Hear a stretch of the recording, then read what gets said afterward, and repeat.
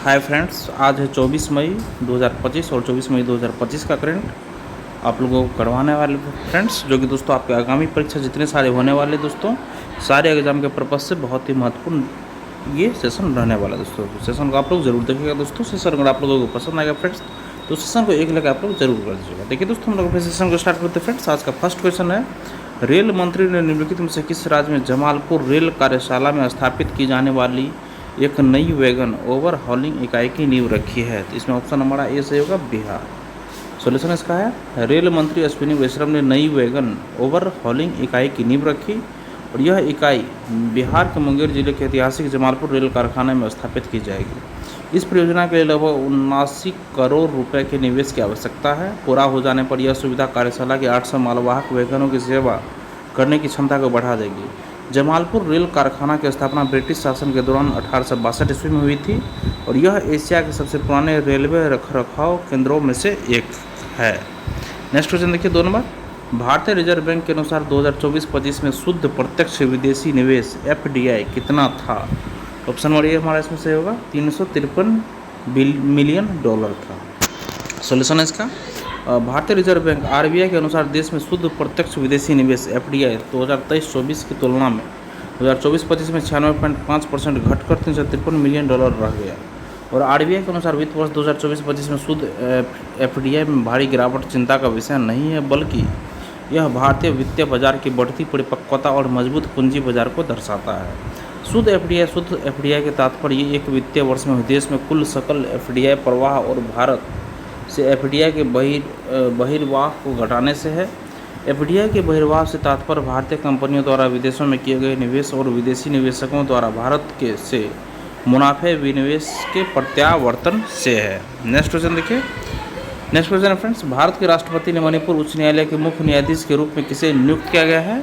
तो option number A हमारा देखिए फ्रेंड्स सही होगा, जस्टिस केम्पैया सोमशेखर।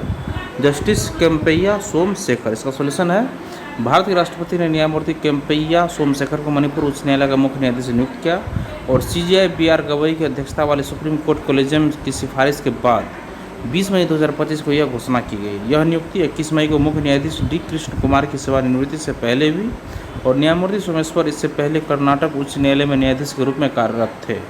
उनकी कानूनी करियर 1990 में मैसूर और चामराजनगर में सिविल और आपराधिक मामलों पर अभ्यास के साथ शुरू हुआ। नेक्स्ट क्वेश्चन है, पुस्तक व्हाइट लिलीज की लेखिका कौन है? तो इसका सॉल्यूशन देखिए डी सही होगा, विद्या कृष्णन। इसका सॉल्यूशन देखिए, व्हाइट लिलीज विद्या कृष्णन द्वारा लिखित एक गैर काल्पनिक पुस्तक है जो स्वास्थ्य, सामाजिक असमानता और भारत में सार्वजनिक स्वास्थ्य प्रणाली के मुद्दों पर केंद्रित है और यह पुस्तक भारत में स्वास्थ्य संकटों, विशेष रूप से टीबी, तपेदिक और अन्य संक्रामक रोगों के प्रबंधन में प्रणालीगत कमियों को उजागर करती है। यह पुस्तक स्वास्थ्य नीति निर्माताओं, सामाजिक कार्यकर्ताओं और आम पाठकों के लिए महत्वपूर्ण है जो भारत में स्वास्थ्य और सामाजिक न्याय के मुद्दों को समझना चाहते हैं। विद्या कृष्णन एक जाने माने भारतीय पत्रकार और लेखिका है जो स्वास्थ्य और विज्ञान पत्रकारिता में विशेषज्ञता रखती है और उनकी पहली पुस्तक फैंटम प्लेग ने भी टीबी और स्वास्थ्य नीति पर गहरा प्रभाव डाला था। नेक्स्ट क्वेश्चन देखिए, 2025 फीफा अरब कप में डैश से अधिक की रिकॉर्ड पुरस्कार राशि होंगी? तो इसका ऑप्शन नंबर ये सही होगा, 36.5 मिलियन डॉलर। सॉल्यूशन इसका देखिए, 2025 फीफा अरब कप की पुरस्कार राशि 36.5 मिलियन डॉलर से अधिक होगी और कतर की स्थानीय आयोजन समिति ने 22 मई 2025 को इसकी घोषणा की और यह टूर्नामेंट 1 दिसंबर से 18 दिसंबर 2025 तक चलेगा। इसमें सभी 22 UEFA सदस्य देशों की सीनियर पुरुष राष्ट्रीय टीमें शामिल होंगी और ये टीम एशिया और अफ्रीका दोनों का प्रतिनिधित्व करती है। 2021 में इसके पुनरुद्धार के बाद से फीफा इस टूर्नामेंट का प्रबंधन कर रहा है और इससे पहले यह प्रतियोगिता अरब फुटबॉल संघों के संघ UEFA द्वारा आयोजित की जाती थी। नेक्स्ट क्वेश्चन देखिए, भारत के चुनाव आयोग ने मतदान केंद्र में मतदाताओं की अधिकतम संख्या 1500 से घटाकर कितना कर दी है? इसका देखते हैं, इसका ऑप्शन नंबर डी से 1200 मतदाता कर दिया गया। इसका सॉल्यूशन है, चुनाव आयोग ने 22 मई को घोषणा की कि एक मतदान केंद्र पर मतदाताओं की अधिकतम संख्या 1500 से घटाकर 1200 कर दी गई है और इस कदम से मतदान केंद्रों पर भीड़भाड़ और प्रतीक्षा समय में उल्लेखनीय कमी आने की उम्मीद है। यह नागरिकों के लिए मतदान प्रक्रिया को अधिक सुलभ और सुव्यवस्थित बनाने की दिशा में एक भी कदम है और ये भी एक कदम है दोस्तों। और इसके अलावा मतदाता सूचना पर्चियों को अधिक उपयोगकर्ता अनुकूल बनाने के लिए पुनः डिजाइन किया जा रहा है, जिसमें मतदान विवरणों की आसान पहचान के लिए अब सीरियल नंबर और भाग संख्या अधिक प्रमुखता से प्रदर्शित की जाती है। नेक्स्ट क्वेश्चन है, किस राज्य में क्षेत्रीय भाषा आधारित artificial intelligence AI news anchor Ankita को लॉन्च किया गया है?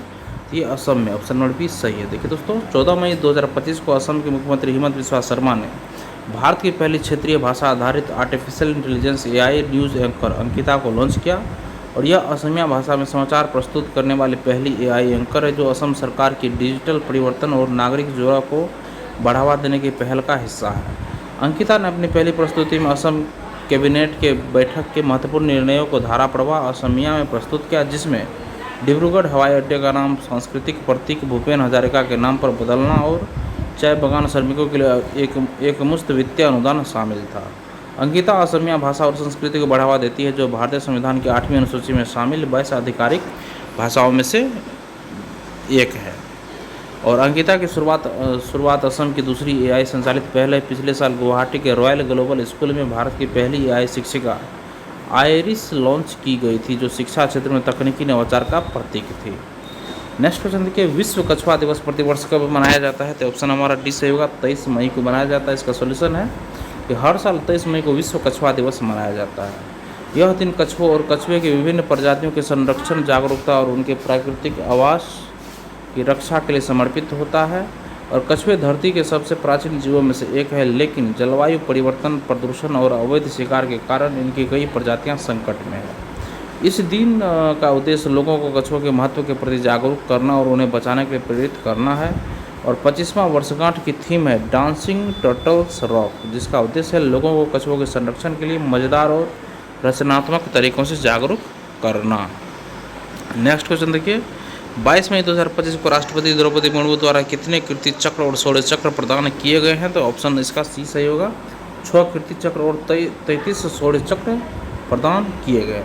देखिए फ्रेंड्स, इसका सोल्यूशन 22 मई को राष्ट्रपति द्रौपदी मुर्मू ने राष्ट्रपति भवन में रक्षा अलंकरण समारोह के प्रथम चरण के दौरान 6 कीर्ति चक्र और 33 शौर्य चक्र प्रदान किए। 4 कीर्ति चक्र और 7 शौर्य चक्र मरणोपरांत प्रदान किए गए हैं। और rifleman Ravi Kumar, colonel Manpreet Singh, deputy SP Himayan, Muzammil Bhat और नायर दिलवर खान को मरणोपरांत कीर्ति चक्र प्रदान किया गया। मराठा लाइट इन्फेंट्री के मेजर मल्ला राम गोपाल नायडू और पंजाब रेजिमेंट के मेजर मंजीत को कीर्ति चक्र प्रदान किया गया।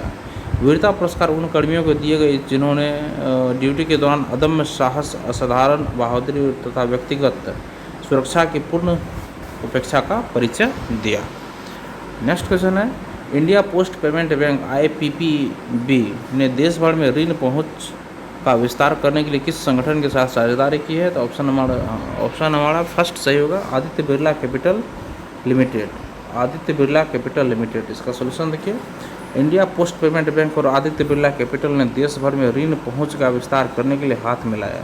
और पूरे भारत में ऋण उत्पादों की पहुँच बढ़ाने के लिए India post payment bank IPPB और Aditya Birla capital limited ABCL के बीच एक रणनीतिक साझेदारी स्थापित की गई है।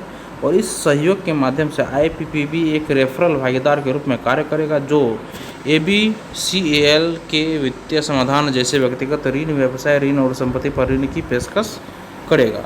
IPPB के ग्राहक अब आदित्य बिरला कैपिटल के तकनीकी सक्षम प्लेटफॉर्मों के माध्यम से डिजिटल रूप से ऋण सेवाओं का उपयोग कर सकेंगे, जिससे त्वरित अनुमोदन और न्यूनतम दस्तावेजीकरण सुनिश्चित होगा। नेक्स्ट क्वेश्चन है, 2024 में वैश्विक वन हानि को बढ़ाने में निम्नलिखित में से कौन सा कारक शामिल नहीं था?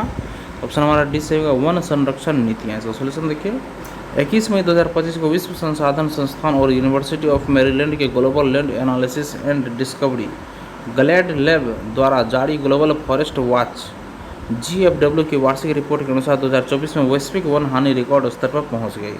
और इस वर्ष वैश्विक स्तर पर 30 मिलियन हेक्टेयर 74.1 मिलियन एकड़ वृक्ष आवरण नष्ट हुआ, जो GFW द्वारा 2001 से डेटा संकलन शुरू होने के बाद सबसे अधिक है। और 2024 में 6.7 मिलियन हेक्टेयर 16.6 मिलियन एकड़ प्राथमिक उष्णकटिबंधीय वन नष्ट हो गए, जो 2023 की तुलना में 80% अधिक है और पनामा के आकार के बराबर है।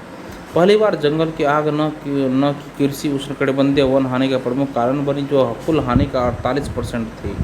जलवायु परिवर्तन, एल नीनो और मानवीय गतिविधियों जैसे भूमि दबाव और अत्यधिक गर्मी के कारण 2024 में जंगल की आग ने वैश्विक वन हानि को बढ़ाया। नेक्स्ट क्वेश्चन है, और ये हमारे सेशन का आखिरी क्वेश्चन है। 22 मई 2025 को बिलबाओ के सैन मेम्स स्टेडियम में आयोजित Europa league final Tottenham Hotspur में किस टीम को हराकर जीता है? तो ऑप्शन नंबर बी सही होगा, मैनचेस्टर यूनाइटेड को हराकर जीता है। इसका सोल्यूशन है 22 मई 2025 को टोटेनहम हॉटस्पर ने बिलबाओ स्पेन के सैन मेम्स स्टेडियम में खेले गए यूरोपा लीग फाइनल में मैनचेस्टर यूनाइटेड को हराकर 2024-25 यूरोपा लीग का खिताब जीता। और यह टोटेनहम की 17 वर्षों में पहली ट्रॉफी थी जो उन्होंने 2008 के बाद जीती, और उनकी तीसरी यूरोपा लीग UEFA एक कप जीत 1972, 1984 और 2025 थे। इस जीत के साथ टोटेनहम ने लिवरपूल के साथ संयुक्त रूप से यूरोपा लीग में सबसे सफल इंग्लिश क्लब का रिकॉर्ड बनाया, और टोटेनहम का यूरोपा लीग अभियान 10 जीत 3 ड्रॉ और 2 हार के साथ समाप्त हुआ, जिससे प्रतियोगिता में उनकी सर्वकालिक जीत 98 हो गई। अब देखिए फ्रेंड्स, क्वेश्चन हमारा खत्म, एक बार सारे क्वेश्चन को ब्रीफ में देख लेते हैं। फर्स्ट क्वेश्चन है, रेल मंत्री निम्नलिखित में से किस राज्य में जमालपुर रेल कार्यशाला में स्थापित की जाने वाली एक नई वैगन ओवरहालिंग इकाई की नींव रखी है? तो ये हमारा ऑप्शन है बिहार। सेकंड है, भारतीय रिजर्व बैंक के अनुसार 2024-25 में शुद्ध प्रत्यक्ष विदेशी निवेश FDI कितना था? $353 मिलियन। थर्ड है, भारत के राष्ट्रपति ने मणिपुर उच्च न्यायालय के मुख्य न्यायाधीश के रूप में किसे नियुक्त किया है? तो न्यायमूर्ति केम्पैया सोमेश्वर को। नेक्स्ट है, पुस्तक व्हाइट लिलीज की लेखिका कौन है? तो विद्या कृष्णन। पांचवा नंबर क्वेश्चन है, 2025 फीफा अरब कप में डैश से अधिक की रिकॉर्ड पुरस्कार राशि होंगी? तो $36.5 मिलियन से अधिक की पुरस्कार राशि होगी फीफा अरब कप 2025 में। नेक्स्ट है, भारत के चुनाव आयोग ने मतदान केंद्र में मतदाताओं की अधिकतम संख्या 1500 से घटाकर, देखिए भारत के चुनाव मतदान केंद्र में मतदाताओं की संख्या अब 1500 से घटाकर 1200 कर दिया गया, 1200। नेक्स्ट, किस राज्य ने क्षेत्रीय भाषा आधारित artificial intelligence AI news anchor Ankita को लॉन्च किया है? तो किसने किया है? तो ये क्या है? असम ने। नेक्स्ट है, विश्व कछुआ दिवस प्रतिवर्ष कब मनाया जाता है? तो 23 मई को मनाया जाता है। नेक्स्ट है, 22 मई 2025 को राष्ट्रपति द्रौपदी मुर्मू द्वारा कितने कीर्ति चक्र और शौर्य चक्र प्रदान किए गए हैं? तो 6 कीर्ति चक्र और 33 शौर्य चक्र प्रदान किए गए हैं। नेक्स्ट क्वेश्चन देखिए, India post payment bank IPPB ने देश भर में ऋण पहुंच का विस्तार करने के लिए किस संगठन के साथ साझेदारी की है? तो आदित्य बिरला कैपिटल लिमिटेड के साथ साझेदारी की है। नेक्स्ट, 2024 में वैश्विक वन हानि को बढ़ाने में निम्नलिखित में से कौन सा कारक शामिल नहीं था? तो इसमें जलवायु परिवर्तन, एल नीनो और मानवीय गतिविधियां शामिल नहीं था। नेक्स्ट है, 22 मई 2025 को बिलबाओ के सैन मेम्स स्टेडियम में आयोजित Europa league final Tottenham Hotspur में किस टीम को हराकर जीता है? तो मैनचेस्टर यूनाइटेड को हराकर जीता है। और देखिए दोस्तों, इसी के साथ हमारा सेशन यहीं पे खत्म होता है। फ्रेंड्स, सेशन अगर आप लोगों को पसंद आए तो सेशन को एक लाइक ज़रूर कर दीजिएगा। धन्यवाद दोस्तों, आपका दिन शुभ हो।